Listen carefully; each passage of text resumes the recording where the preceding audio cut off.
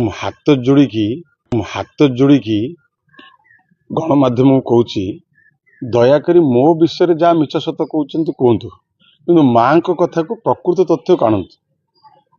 ଗୌତମ ବାବୁ ଜାଣିଥିବେ କି ନାହିଁ, ହାଟରେ ପୁଖା ଲୋକଙ୍କୁ ପଚାରିବେ ବିରଜା ହାଟ ପାଇଁ ମୋ ବାବା କ'ଣ ସଂଘର୍ଷ କରିଥିଲେ। ମୁଁ ହାଟ ବିରୋଧ କରିବି?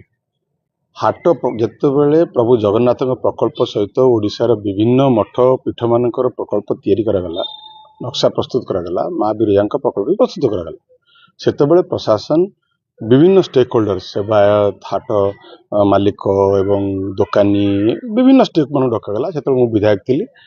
ଏକ୍ସ ଚେୟାରମ୍ୟାନ୍ ଲଲବାବୁ ମାନେ ଭବ ପ୍ରସାଦ ଦାସକୁ ଡକାଇକି ଗୋଟେ ପ୍ରେଜେଣ୍ଟେସନ ଦିଆଗଲା ଯେ ମା ବିରଜାଙ୍କ ପ୍ରକଳ୍ପ ଏଇଭଳିଆ କରାଯିବ। ଏତିକି ଲୋକ, ପାଖାପାଖି 60 ଲୋକ ବିସ୍ଥାପିତ ହେବେ, ହାଟ ମାଲିକ ବିସ୍ଥାପିତ ହେବେ। ସେଥିରେ ମୋ ମାମୁଁ ଘର ଜାଗା, ଅଧ ଏକର ଜାଗା ଥିଲା, ସେ ବି ବିସ୍ଥାପିତ ହେବେ।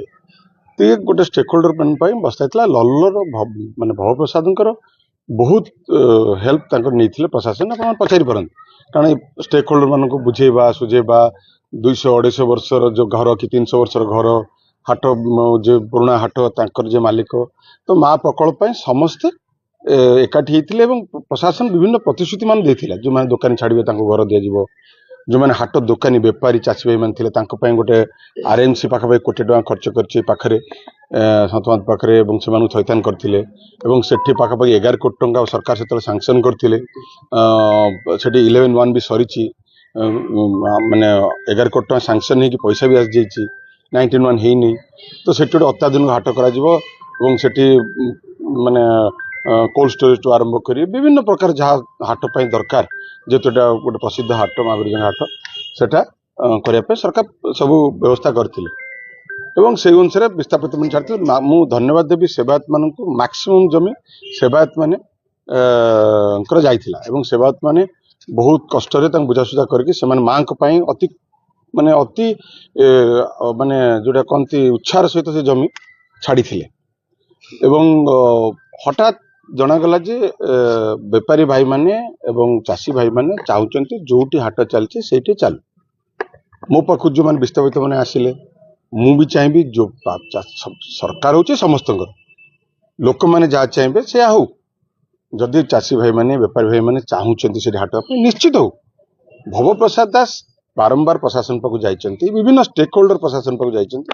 ଆଜ୍ଞା, ବିରଜା ପ୍ରକଳ୍ପ ବିଶେଷ କରି ସେବାୟତ ମାନେ ବାରମ୍ବାର ଯାଇଛନ୍ତି ଯେ ଆମକୁ ଯେଉଁ ପ୍ରକଳ୍ପ ଦେଖେଇଥିଲେ ସେ ପ୍ରକଳ୍ପକୁ ଆପଣ ଯେଉଁ ପାଖାପାଖି 3ଟା ଆଡମିନିଷ୍ଟ୍ରେଟିଭ ଆପ୍ରୁଭାଲ ହେଇଛି, ଆପଣଙ୍କର R&Bର ମାନେ ପୂର୍ତ୍ତ ବିଭାଗର, ଏବଂ ବିଭିନ୍ନ ଗୋଟେ ଆନିମେଟେଡ ଦେଖା ହେଇଥିଲା, ସେଥିରେ ଟିଭି କରିକି ସମସ୍ତଙ୍କୁ ଦେଖା ହେଇଥିଲା ପ୍ରକଳ୍ପ ଏଇଭଳିଆ ଦେଖାଯିବ କରାଇକି। ସେମାନେ କହିଲେ ଯେ ଆମକୁ ସମସ୍ତଙ୍କୁ ଡକାଯିବ, ଯଦି ଜାଗା ବଳୁଛି ପ୍ରୋଜେକ୍ଟ ସରିଲା ପରେ, ପାର୍କିଂଠୁ ଆରମ୍ଭ କରି ପ୍ରୋଜେକ୍ଟ ସରିଲା ପରେ ଜାଗା ବଳୁଛି କମ୍ପାଉଣ୍ଡର ବୁଲାଯାଉ, କମ୍ପାଉଣ୍ଡର ବୁଲା ହେଇକି ଜାଗା ଯୋଉଟା ବାହାରିବ ସେ ଜାଗାରେ ଚାଷୀ ଭାଇମାନେ ବେପାରୀ ମାନେ ଯାହା ଚାହୁଁଛନ୍ତି, ମୁଁ ବି ସେଥିରେ ଖୁସି, ମୁଁ ବି ସେଠି ଚାହୁଁଛି ସେମାନେ ଯାହା ଚାହୁଁଛନ୍ତି ସେୟା ହଉ। କିନ୍ତୁ ମା ବିରଜା ପ୍ରକଳ୍ପ ଯୋଉଟା ଅରିଜିନାଲ ପ୍ରକଳ୍ପ, ସେଥିରେ ସାମାନ୍ୟତମ ଟିକେ ନ ହୋଇଯାଉ, କାରଣ ସମସ୍ତେ ଯିଏ ଭିଟାମିଟି ଛାଡ଼ିଛି ସେ ବି ଭବପ୍ରସାଦ ଉପରେ ପ୍ରେସର ପକାଉଛନ୍ତି। ଚାଷୀ ଭାଇମାନେ ବେପାରୀ ଭାଇମାନେ ଯାହା ଚାହୁଁଛନ୍ତି ସେୟା ହଉ। ଯୋଉ ପ୍ରକଳ୍ପ ପ୍ରଶାସନ, ସରକାର ଆସିବେ ସରକାର ଯିବେ, ବିଧାୟକ ଆସିବେ ବିଧାୟକ ଯିବେ, ମା ଅଛି ମା ରହିବ। ମୋର କହିବାର କଥା ହଉଛି, ସେତେବେଳେ ଆମ ଦଳ ଥିଲା ସରକାରରେ, ମୁଁ ବିଧାୟକ ଥିଲି। ଏବେ ଗୌତମ ବାବୁଙ୍କ ସରକାର ଅଛି, ବିଧାୟିକା ଅଛନ୍ତି, ତାଙ୍କୁ ଡାକନ୍ତୁ, ସମସ୍ତ ଷ୍ଟେକ୍ ହୋଲ୍ଡରଙ୍କୁ ଡାକନ୍ତୁ। ସେମାନଙ୍କୁ ପ୍ରଶାସନ କ'ଣ କହିଥିଲା, ସେମାନଙ୍କୁ କ'ଣ, କାରଣ ପ୍ରଶାସନ ତ ବଦଳିବନି ନା, ପ୍ରଶାସନ ସେମାନଙ୍କୁ କ'ଣ କହିଥିଲା, କ'ଣ ପ୍ରତିଶ୍ରୁତି କରିଥିଲା, ପ୍ରୋଜେକ୍ଟ କ'ଣ ଦେଖେଇଥିଲା, ପ୍ରୋଜେକ୍ଟର ବର୍ତ୍ତମାନ ଆଡମିନିଷ୍ଟ୍ରେଟିଭ ମୋ ପାଖରେ ସବୁ ଅଛି, ପ୍ରୋଜେକ୍ଟ ଆପ୍ରୁଭାଲ କ'ଣ ହେଇଥିଲା, କେତେ ବାଟ ଯାଏ ପ୍ରୋଜେକ୍ଟ ହେଇଥିଲା, ତାପରେ ଯଦି ଜମି ବଳୁଛି ଏବଂ ଯଦି ଜମି ସର୍ଟ ପଡୁଛି, ପ୍ରଶାସନ ସେଠି ଆହୁରି ସରକାର ଲ୍ୟାଣ୍ଡ ଆକ୍ୱିଜିସନ କରନ୍ତୁ, ଲ୍ୟାଣ୍ଡ ଆକ୍ୱିଜିସନ କରି ବସାନ୍ତୁ ସେଠି। ଆମେ ତ ଲ୍ୟାଣ୍ଡ ଆକ୍ୱିଜିସନ କରିକି ବସେଇଛୁ ଏପଟେ, ଆମେ ପଇସା ବି ଦେଇଥିଲୁ ସେତେବେଳେ ଲ୍ୟାଣ୍ଡ ଆକ୍ୱିଜିସନ କରିକି ଏଠି ବେଟ କରିବା ପାଇଁ।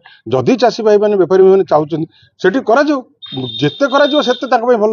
ଏ ଲୋକଙ୍କ କଥା ସବୁବେଳେ ସରକାର ଶୁଣିବା ଦରକାର। ସେଠି ଯଦି ଜମି, ମୋର 2 ଭାଇ ସେଠି ଅଛନ୍ତି, ମାମୁ ପୁଅ 2 ଭାଇ ଅଛନ୍ତି, ସେମାନେ ଜମି ତାଙ୍କ ପଇସା କୋର୍ଟରେ ଡିପୋଜିଟ ହେଇଛି, ଯଦି ସେମାନେ ବୁଝେଇ ପାରୁନାହାନ୍ତି ମୋ ଭାଇଙ୍କୁ, ମୁଁ ବି ତାଙ୍କ ସହିତ ସହଯୋଗ କରିବି ମୋ ଭାଇମାନଙ୍କୁ ବୁଝେଇବା ପାଇଁ ଯେ ସରକାର ଯଦି ଜମି ଚାହୁଁଛନ୍ତି ଜମି ଦିଅ ଏବଂ ସେଠି ହାଟ ହଉ।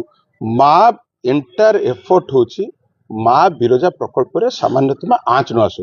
ପ୍ରଶାସନ ଏବେ କହୁଛି, ଆଗରୁ କ'ଣ କରୁଥିଲା, କାହିଁକି ଏତେ ବାଟ ଯିବ, କାହିଁକି ଲଢେଇ ହବ, कहीं निरीह लोक मैंने असुविधा पड़े कौन पाई पड़े से तुम प्रश्न पचारुची विधायक माने आमर भव प्रसाद जेल जाइए माँ जाइए असुविधा कौन अच्छी निरीह भाई मैंने मिछ केस कर पुरौंट मिछ कहीं से भाषी पाऊ किसी असुविधा नहीं माँ मरीगले कौन असुविधा अच्छी किसी असुविधा नहीं मु आज भी कहूँ बेपारी चाषी भाई मान जदि मो मामू पुआ मैंने बुझे पड़े मुझे खुशी मु खुशी कि माँ प्रकल्प जो सेवायत माने जो घर माने 150-200 वर्ष रणा माली गरीब माने माँ मान जगह छाड़ी कौन माने जो आवेग को एवं तांकर जो अवदान को बलि न पकाई काम कर चाषी भाई मैंने भी खुशी रुहतु विस्थापित मैंने खुशी रुहतु सर्वोपरि प्रथम काम जो छाड़ी माँ का प्रकल्प टी हाथ मार न जाओ आउ कथा रहा आप जो पचार प्रशासन जदि एति काम करिथांता